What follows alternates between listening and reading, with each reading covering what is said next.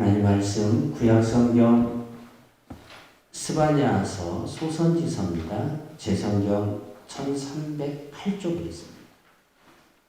스바냐서 3장 14절에서 20절에 있는 말씀과 같이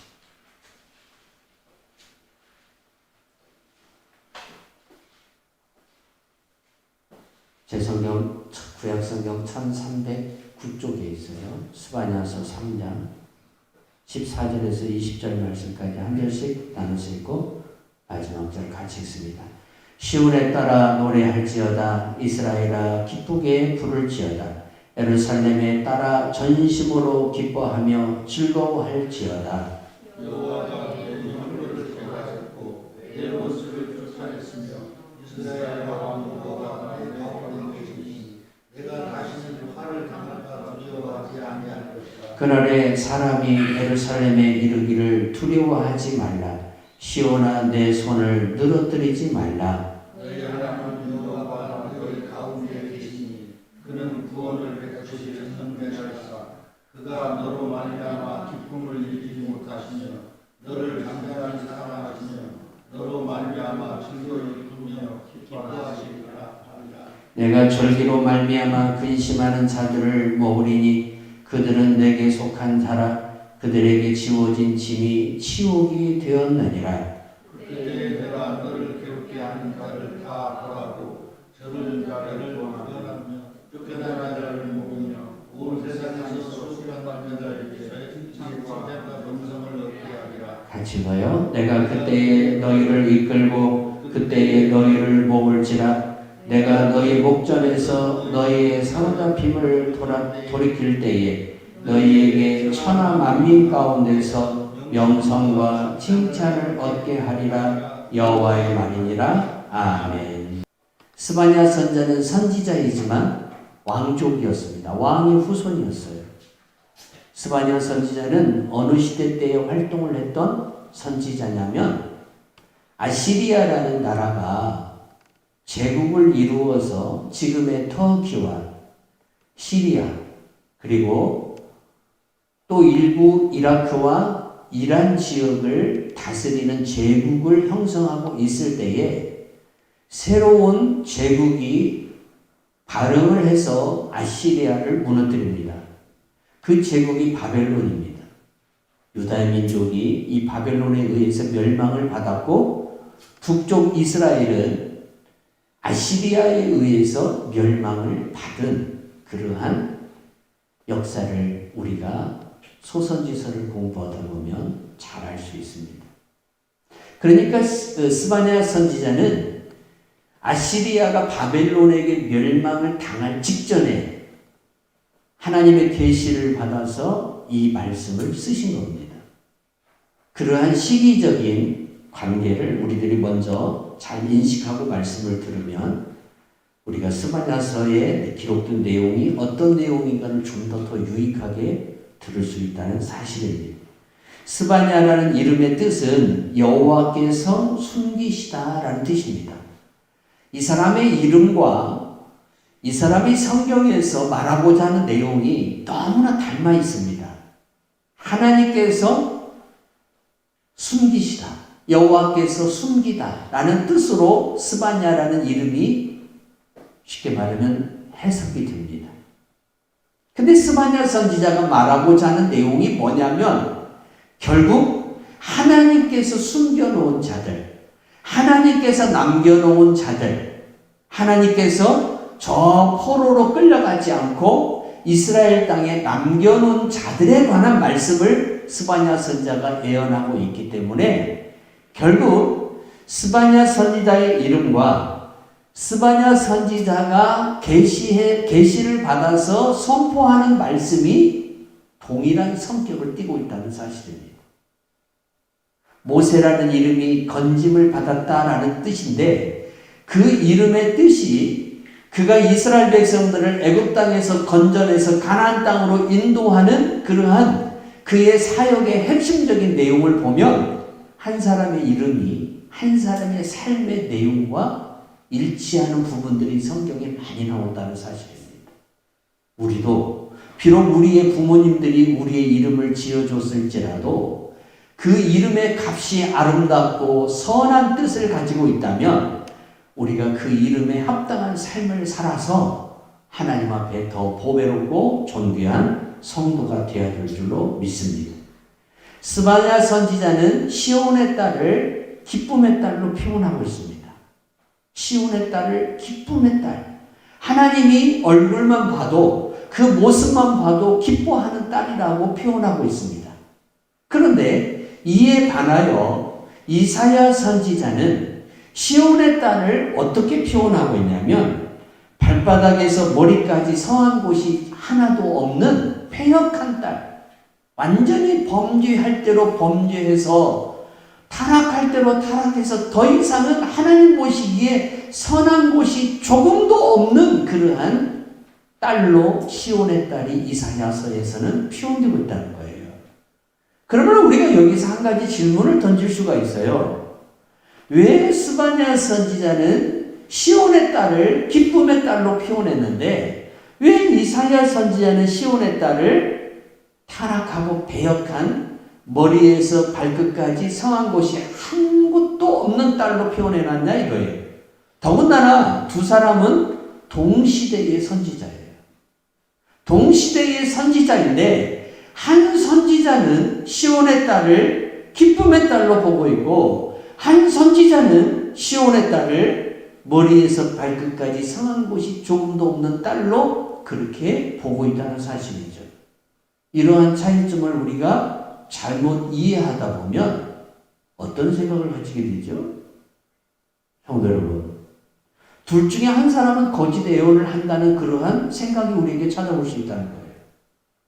스바냐가 제대로 예언을 하는 것이라면 이사야가 잘못 예언하는 것이고 이사야가 제대로 예언을 하는 것이라면 스바냐 선지자가 잘못 예언하는 것이 되겠죠. 하나는 기쁨의 딸로 보고 있고 하나는 머리에서 발바닥까지 온전한 데가 없는 패역한 딸로 보고 있다는 사실이에요. 누구의 말이 맞을까요? 두 사람의 말이 다 틀리지 않습니다. 왜 그럴까요? 이사야 선지자는 유다라는 그 전체의 공동체를 시온의 딸로 표현하고 있어요. 그 유다라는 전체의 공동체를 보니까 유다라는 이 왕국을 보니까 머리에서 발끝까지 성한 데가 한 군데도 없어요. 그래서 유다를 시온의 딸로 표현하면서 패역한 딸이라고 그렇게 이사야는 하나님의 말씀을 선포하고 있어요. 그런데 왜 스바냐는 같은 유다의 공동체를 보면서 기쁨의 딸로 표현했을까요? 나중에 기쁘게 될 것으로 믿고 기쁨의 딸이라고 표현했을까요? 그건 아니에요. 선지자는 현실을 바라보고 있는 눈으로 지금 말씀하고 있는 거예요. 스바냐 선지자는 전체 유대 왕국의 사람들을 말하고 있는 게 아니라 유다 왕국이 멸망한다는 겁니다. 스바냐 선지자도 유다 왕국의 멸망을 예언해놨어요. 유다 왕국이 멸망하는데 하나님께서 이 멸망을 통해서 남겨놓는 자들이 있다는 거예요. 이사야 선지자는 그걸 가리켜서 뭐라고 했냐? 그루터기라고 했어요. 그루터기. 남은 자들이에요. 스바냐 선지자가 말하는 기쁨의 딸은 다른 사람들이 아니라 남은 자들을 가리켜요. 남은 자들. 세상에 같이 동요되지 않고 같이 썩지 않고 같이 세상의 그 풍조에 같이 휩쓸리지 않고 노아처럼 유일하게 남아있는 그 사람. 그 시대의 모든 하나님의 아들들이 다 타락하고 같이 범죄하고 같이 세상의 사람들과 똑같이 살아갈 때에 그 사람들과 같지 아니하고 의롭고 경건한 하나님의 자녀로 남아있는 사람이 노아예요. 그렇게 쉽게 말하면 남아있는 사람들을 스바냐 선지자는 기쁨의 딸이라 라고 표현하고 있습니다. 성도 여러분, 죄짓기 쉬운 시대를 우리가 살아가고 있습니다. 혼자 있어도 죄를 짓기 쉬운 영상이 스마트폰을 통해서 우리 앞에 얼마든지 펼쳐집니다.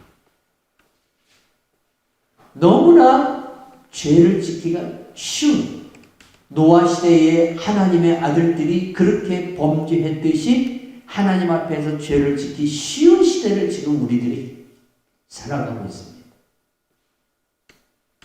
이사야 선지자나 이스바냐 선지자가 활동하던 이 시대의 이스라엘의 경제는 최고의 호황을 누리던 시대였습니다.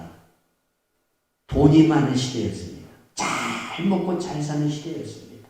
특히 우시아라는 왕이 유다의 왕국의 왕으로서 다스리고 있을 때에는 솔로몬 시대 때의 부귀 영화를 다시 재현할 정도로 경제적인 호황을 누리던 시대였습니다. 그러나 선지자들의 눈에 보일 때에는 이렇게 호황을 누리는 유다 왕국이 안전하고 평안한 것이 아니라 도리어 유다 왕국의 멸망이 가까워지고 있다는 사실이 그들의 눈에 보이기 시작한 겁니다. 왜 그럴까요? 풍요가 넘치다 보니까 죄를 짓습니다. 풍요가 넘치다 보니까 죄를 짓기가 쉽습니다. 여기에 남은 자라는 것은 누구를 가리키냐면 여러분 가난한 사람들입니다. 병든 사람들입니다. 못 배운 사람들입니다. 아시리아가 북이스라엘을 멸망시켰습니다. 남쪽 유다보다도 북이스라엘이 100년 먼저 멸망합니다. 근데 북이스라엘을 멸망시킨 아시리아의 사네드립이라는 이 왕이 북이스라엘을 점령하고 난 뒤에 멸망시키고 난 뒤에 누구를 데리고 가요? 잘 배운 사람들, 똑똑한 사람들, 많이 가진 사람들, 이 사람들을 포로로 싹 데리고 그 포로를 집결해서 데리고 간 데가 어디냐면 가버나움이에요. 가버나움. 탄식의 땅이에요. 남쪽 유다가 훗날에 바벨론에게 멸망을 당하는데 남쪽 유다가 멸망당했을 때에 바벨론 왕 느부갓네살이 누구를 데리고 갑니까? 많은 유대의 귀족과 왕족과 잘 먹고 잘 사는 사람들을 데리고 갑니다. 잘 배운 사람들을 데리고 갑니다. 전쟁이 일어나서 여러분 한쪽 나라가 패망하고 한쪽 나라가 승리를 하면 이긴 나라는 패망한 나라의 자원들을 다 가지고 갑니다. 그 중에는 물질적 자원만이 아니라 인적 자원까지도 다 뽑아가 버립니다. 느부갓네살이 남쪽 유다를 멸망시키고 난 뒤에 누구를 데리고 갔습니까? 유대의 젊은 똑똑한 청년들을 다 데리고 갔습니다. 나라를 재건시킬 만한 인물들을 거기에 남겨놓지 않았습니다. 나라를 회복시킬 만한 사람들을 거기에 남겨놓지 않았습니다. 다 바벨론 땅으로 데리고 갔습니다. 그 중에 한 사람이 다니엘입니다. 사드락, 메삭, 야벤느고입니다. 이 똑똑한 젊은 친구들을 다 데리고 간 거예요. 그리고 유다의 그 많은 자원들, 금이나 은이나 이러한 물리적인 것들을 다 가지고 가버리는 거예요. 도저히 이 남아있는 사람들이 나라를 재건할 수 있는 경제적 능력도 없게 만들어 놓고 그러한 지식이나 그러한 리더십도 없는 사람들을 남겨놨어요. 근데 하나님이 이 사람들에게 은혜를 주시겠다는 거예요. 이 남아있는 사람들이. 한마디로 우리 세상적인 용어로 이야기한다면 별 볼 일 없는 사람. 그러한 가치 없는 사람들. 그 사람들을 남겨놨어요. 이거 데리고 가봤자 필요가 없어요. 왜? 도리어 데리고 가는 지배자들이 짐이 돼요. 쓸모없는 사람들을 데리고 가면 먹여줘야 되고 입혀줘야 되고 그러니까 도리어 짐이 되니까 이 사람들은 남겨놓고 쓸모있고 값어치 있는 사람들만 바벨론 땅으로 데리고 가는 거예요. 그런데 하나님께서 스바냐 선지자를 통해서 남은 자들에게 은혜를 주시겠다 그래요. 바벨론에게 끌려간 자들이 아니라 남아있는 자들에게. 왜 이 사람들에게 은혜를 주시겠다고 얘기할까요? 이 사람들은요, 가난했어요. 못 배웠어요. 몸이 병들어서 무거웠어요. 그러다 보니까 죄를 들져요. 죄를 멀리 하게 돼요. 죄를 짓고 싶어도 죄를 지을 거리가 없어요. 그러다 보니까 이 사람들에게 있어서는 죄가 다른 사람에 비해서 쉽게 말하면 광영하지는 못해요. 여러분, 이스라엘 백성들이 모세를 통해서 가나안 땅으로 들어오죠. 그러나 모세는 가나안 땅을 바라보고 결국 죽습니다. 그리고 여호수아가 이스라엘 백성들을 데리고 가나안 땅을 정복할 때에 하나님이 450년 전에 아브라함에게 약속할 때 뭐라고 약속합니까? 가나안의 7 족속들의 죄가 관영할 때까지 기다리라고 했어요. 결국 이스라엘을 타작마당으로 삼으셔서 가나안의 7 족속들이 죄가 관영할 때까지 하나님이 기다리시는데 그 기간이 450년이에요. 여러분, 그리고 여호수아를 통해서 그 죄가 관영한 가나안 7 족속들을 다 파하시고 진멸하시는 거예요. 죄는 성을 무너뜨립니다. 죄는 집안을 무너뜨리고 내 인생을 무너뜨립니다. 소돔과 고모라 성은 젖과 꿀이 흐르는 아주 좋은 땅이었습니다. 롯이 그 땅을 바라봤을 때에 물이 잔잔하게 넘치는 여호와의 물된 동산 같은 땅이었습니다. 에덴 동산 같은 땅이었다 이 말입니다. 그런데 그 땅이 풍요하다 보니까 뭐가 많아집니까? 죄가 많아집니다. 인간이 배고플 때는 배고픔만 해결하면 만족할 것 같습니다. 그러나 배고픔의 문제가 해결되면 인간의 이 시선은 다른 곳으로 향합니다. 배고픔을 해결했어요. 배부름을 여러분 즐기는 것으로 이제 인간의 시선은 바꿔집니다. 그래서 죄를 짓기 시작합니다. 말초신경을 자극하는 것을 쫓아가기 시작합니다. 이게 여러분 멸망을 가져오는 하나님 앞에서의 징조라는 사실을 우리가 명심해야 됩니다. 그런데 이 남은 자들은 그런 생활을 하지를 못해요. 왜? 가난했기 때문에. 여기 남아있는 사람들은 스바냐서 3장에 나오는 남은 자라는 이 말은 히브리어로 샤알이라는 말이에요. 이 말이 구약에서 260번 등장합니다. 260번.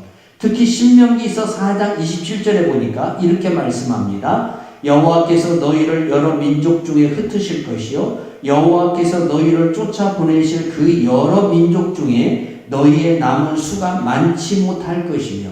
여러분, 남쪽 유다 왕국이 멸망할 때에 돈이 없어서 멸망한 게 아니에요.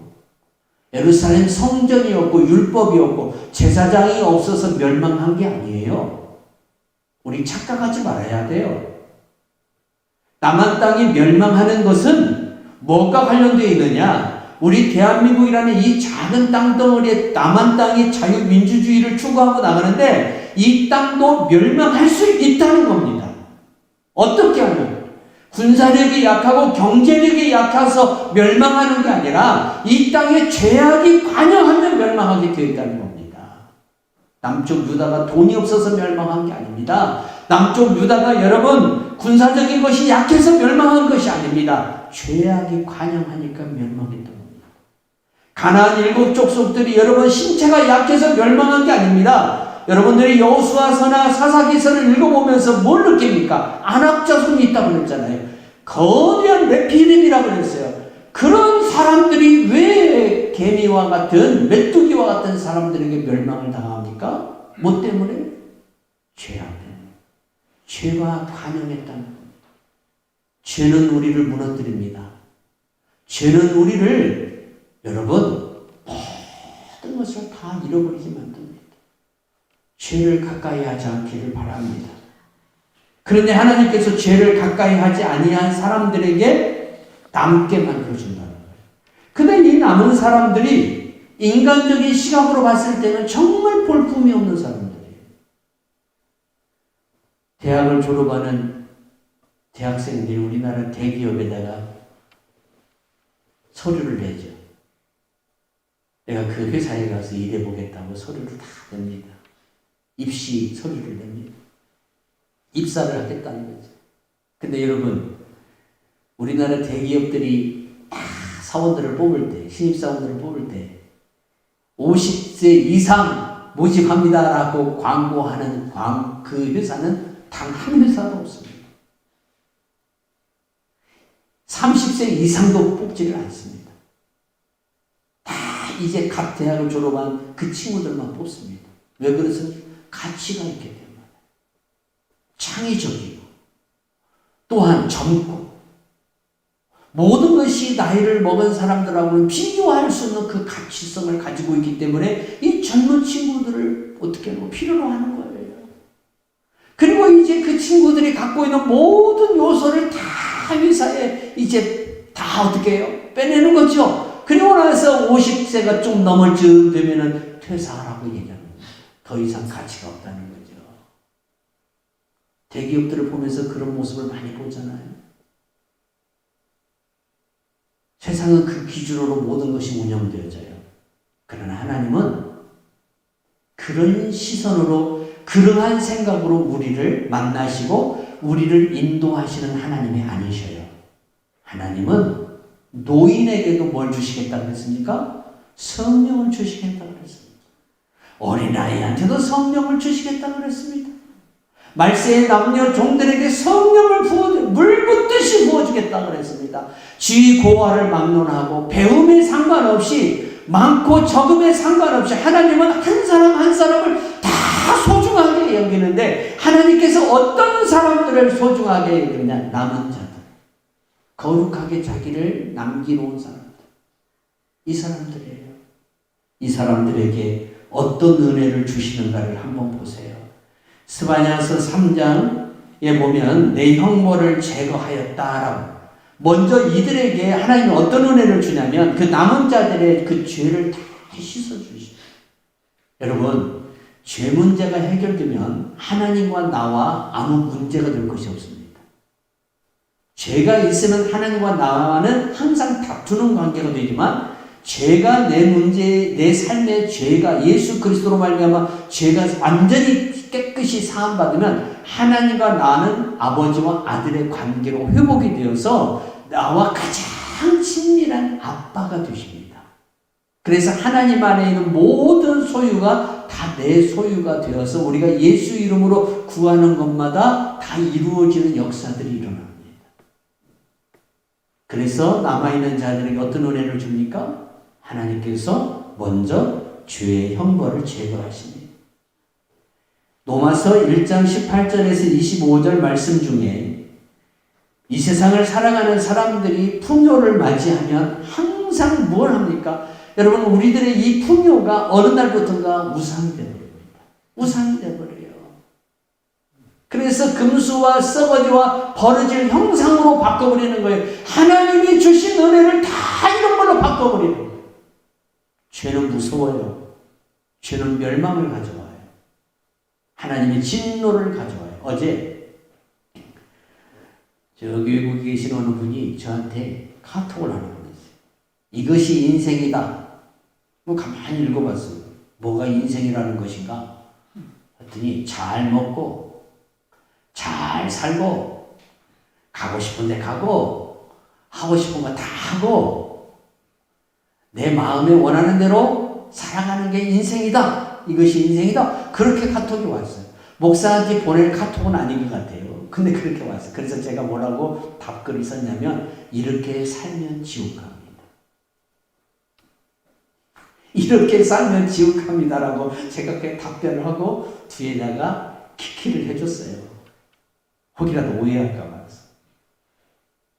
그랬더니 다시 또 카톡이 왔어요. 하나님을 기뻐하는 것이 인생의 제일 큰 삶의 이유입니다. 그렇게 왔어요. 여러분, 내 육체가 요구하는 대로, 내 육체가 시키는 대로 다 살면 지옥 갑니다. 우리는 때로 마시지 말아야 되고 먹지 말아야 되고 때로 우리는 가야 되지만 가지 말아야 될 자리가 있고 하고 싶을지라도 하지 말아야 될 일들이 있는 겁니다. 그래야 우리 하나님이 우리를 남겨놓은 자로 삼으신다는 사실입니다. 우리가 그렇게 남아야 됩니다.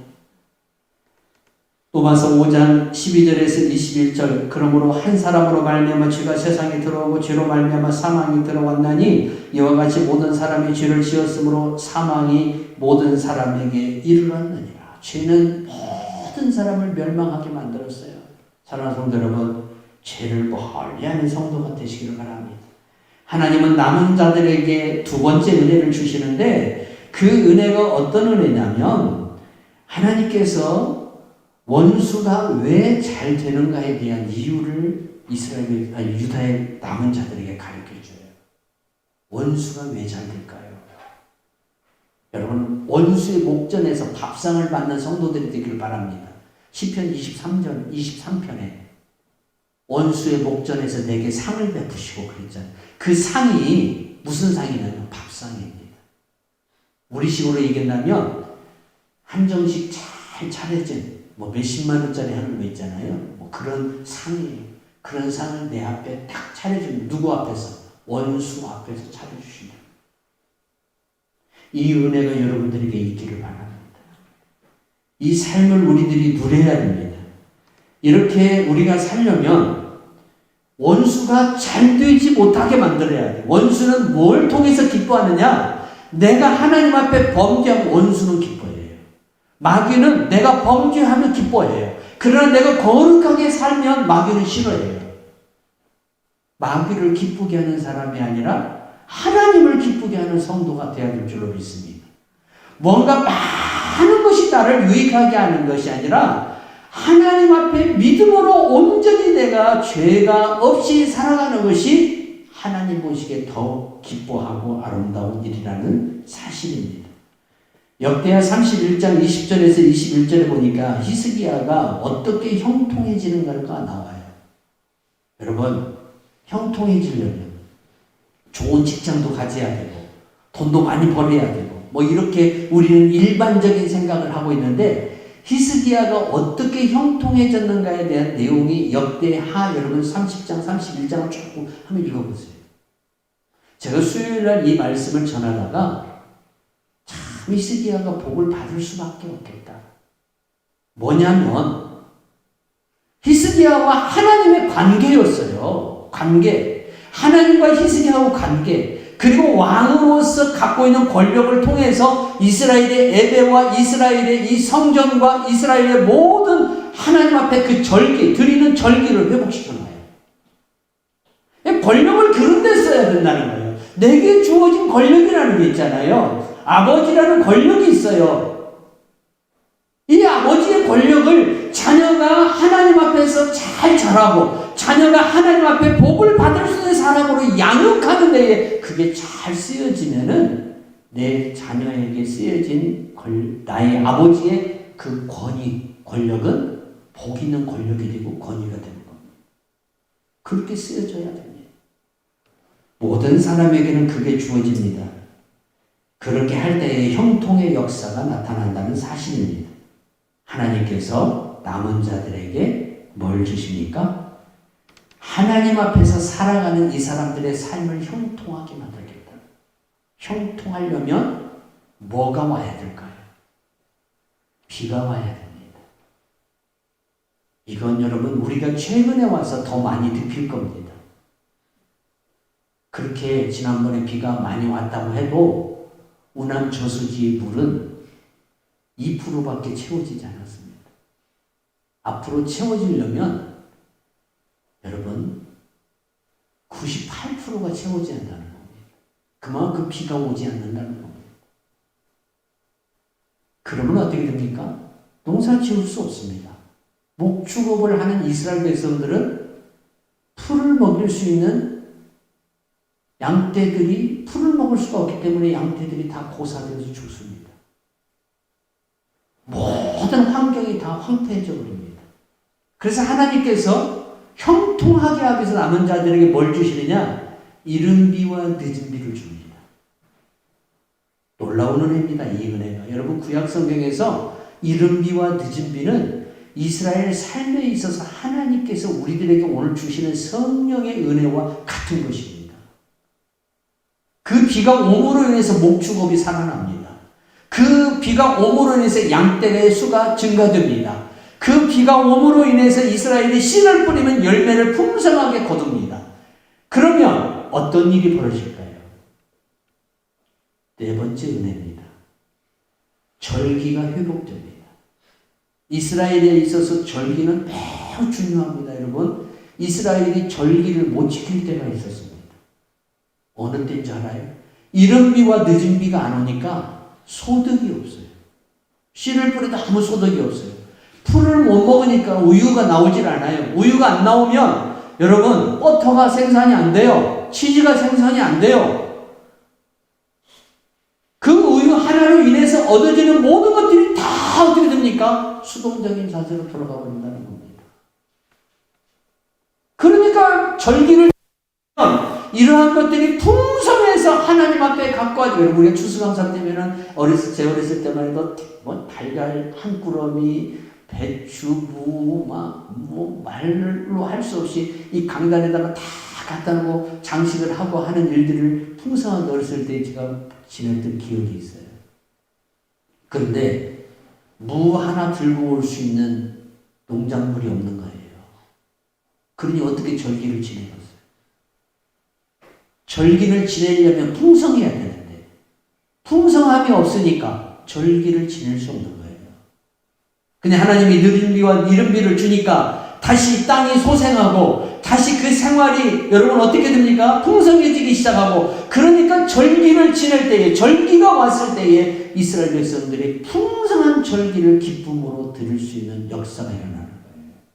절기가 회복이 되는 거예요. 남은 자들에게 이 은혜를 주겠다는 겁니다. 성도 여러분, 우리가 남은 자가 되어야 될 줄을 믿습니다. 어떤 남은 자가 되어야 할 것인가? 요한계시록 2장, 3장은 이걸 분명하게 우리들에게 말씀하고 있어요. 요한계시록 2장 13절에서 17절에 있는 말씀 한번 보세요. 그 중에 제일 하반절 말씀은 이기는 그에게는 내가 감추었던 만나를 주고 또 흰돌을 줄 터인데 그 돌 위에 새 이름을 기록한 것이 있나니 받는 자밖에는 그 이름을 알 사람이 없느니라. 남은 자들입니다. 같이 죄에 휩쓸리지 않은 자들, 같이 자기를 더럽히지 아니한 깨끗이 남아있는 거룩한 신앙을 지키고 나아간 성도들에게 하나님이 뭘 주겠다고 그러냐면 흰 돌을 주겠다는 거죠. 이게 뭐냐면 노마 시대 때에 항아리 속에다가 검은 돌과 흰 돌을 집어넣어요. 그리고 죄인에게 항아리에다가 손을 넣고 둘 중에 하나를 집으라 그래요. 집어서 검은 돌이 나오면 너는 죄인 하면서 죄의 형벌을 가하고 흰 돌을 집어 나오면 너는 무죄, 너는 죄가 없는 사람이야 하면서 그 사람을 풀어줬어요. 이게 노마의 법이었어요. 그러니까 주님이 그러한 노마의 하나의 사법적인 관행을 무엇에다가 용인해서 쓰시냐면 하나님 말씀에다가 이걸 이끌어와서 우리들에게 뭘 주시겠다는 거예요? 죄가 없는 의롭다함을 주시겠다는 거예요. 그러면 죄가 없는 우리들이 무엇으로 살아가게끔 만드는 믿음으로 살아가는 거예요. 이 믿음으로 살아가는 자들에게 하나님께서 어떤 은혜를 주시느냐? 히브리서 11장 1절과 2절에 복을 주시겠다는 겁니다. 이것이 하나님의 은혜입니다. 여러분들이 그러한 성도들이 되기를 바랍니다. 두아디라 교회의 사자에게 편지할 때도 마찬가지입니다. 여기에도 남은 자들이 있었습니다. 소위 사단의 기쁜 것을 알지 못한다 이거예요. 여러분, 우리가 누구를 좀 만나다 보면 너무 순진해갖고 답답한 부분들이 좀 없지 않아 있잖아요. 이분은 왜 답답해? 이런 생각을 가지고 있는데 우리들의 일반적인 시각에는 그 생각을 가지고 있을지 몰라도요. 하나님 보시기에는 그 사람이 순전한 사람이에요. 순전한 사람. 하나님이 이 사람들을 기뻐하십니다. C.S. 루이스라는 영국 옥스퍼드 대학의 교수님을 여러분들이 많이 이야기를 들어서 알 겁니다. 이분이 참 순전하신 분이에요. 그런데 동료 교수들이 비아냥거리죠. 네가 무슨 아주 구시대적인 무슨 보수 기독교만 믿고 지금 진화론 시대 때에 다윈의 이 학설이 모든 학계를 지배하는 이때에 무슨 하나님을 자꾸 창조를 찾냐고 그렇게 비아냥거렸어요. 그리고 옥스퍼드에서 한동안 그가 교수 생활에 면직되어서 교수 생활을 하지 못하는 시기도 있었어요. 어문소리 한다고, 그 대학에서 헛소리 한다고 C.S. 루이스를 그렇게 교수 면직을 시켜놨어요. 그러나 하나님은 이 순전한 교수님을 통해서 21세기를 살아가는 우리들, 특히 신학교에서 신학 공부를 하는 학생들, 그리고 대학교에서 기독 동아리 활동을 하는 친구들에게 엄청난 영향을 끼칩니다. 그게 C.S. 루이스입니다. 여러분, 하나님은 누구를 쓰십니까? 이렇게 자기를 남겨놓는 사람들을 쓰십니다. 자기를 남은 자로 만드는 사람들을 쓰십니다. 파스칼은 모에드라는 이 용어에 대해서, 이 모에드가 뭐냐면 장소입니다. 장소.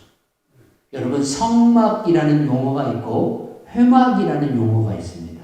구약성경을 읽어보면 성막이 있는데 그 성막은 하나님께 제사장들이 제사를 드리는 성막을 가리키고, 회막은 모세가 하나님을 만나러 시내산에 올라갔어요.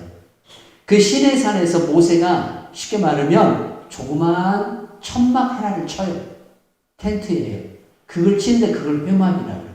회막이라는 것이 뭐냐면 하나님을 개인적으로 만나는 장소예요. 성도 여러분, 여러분의 몸이 회막입니다. 여러분의 몸이 하나님의 성전이기 때문에 여러분의 몸 안에서 누구를 만납니까? 모세가 하나님을 만났듯이 여러분들이 하나님을 만나는 겁니다. 이것이 모에드라는 거예요. 정해진 시간에 정해진 장소에서 내가 하나님을 만나는 거예요. 그럴 때 하나님께서 어떻게 하느냐? 내가 남은 자로서 정해진 시간에 정해진 장소에서 주님을 만날 때에 주님이 내게 이 스바냐서에 약속한 이 축복을 우리들에게 부어주시는 거예요. 스바냐서는 CCM 곡으로 작사가 되어서 많이 우리에게 불려졌던 노래예요. 특히 오늘 우리가 이건 본문, 너희 하나님 여호와가 너희 가운데 계시니, 많이 우리가 불렀던 노래예요. 하나님은 이 축복을 누구에게 주느냐? 자기 자신을 하나님의 성막으로 삼아서, 회막으로 삼아서 하나님과 늘 만나고 하나님과 늘 만나는 그 시간과 공간을 정해놓고 그 공간과 시간에서 하나님을 만나는 사람, 이것을 가리켜서 구약에서 모에드라 그래요. 모에드. 여러분, 이 시간이 우리들에게 있어야 한다는 겁니다. 어떤 사람에게는 저녁 시간이 될 수 있고, 어떤 사람에게는 낮 시간이 될 수 있고, 어떤 사람에게는 새벽 시간이 될 수도 있습니다. 여러분들에게 이 은혜가 있기를 바랍니다. 이 은혜가 어떤 결과를 가져오느냐? 하나님의 놀라운 은혜를 가져옵니다. 이게 다니엘입니다. 보십시오. 하나님이 다니엘에게 왜 형통의 은혜를 주셨는지, 왜 다니엘이 복을 받을 수밖에 없는지, 그에게는 모에드가 있었어요. 정해진 시간에, 정해진 장소에, 정해진 시간이 있었어요. 그렇게 하면은 죽는다는 것을 알고 있어요. 그렇게 하면 사자굴 속에 들어간다는 걸 알고 있어요. 그럼에도 불구하고 어떻게 합니까? 그는 하나님을 만나는 시간에 정확하게 하나님을 만납니다. 그 일로 그에게 참담함이 찾아오지만 하나님은 사자굴 속에 있는 다니엘을 구해내시고 당신의 영광을 드러내셨습니다. 이게 하나님의 역사입니다. 누구에게 이 은혜를 주시느냐? 끝까지 남은 자입니다. 끝까지 남은 성도가 되시기를 주 예수의 이름으로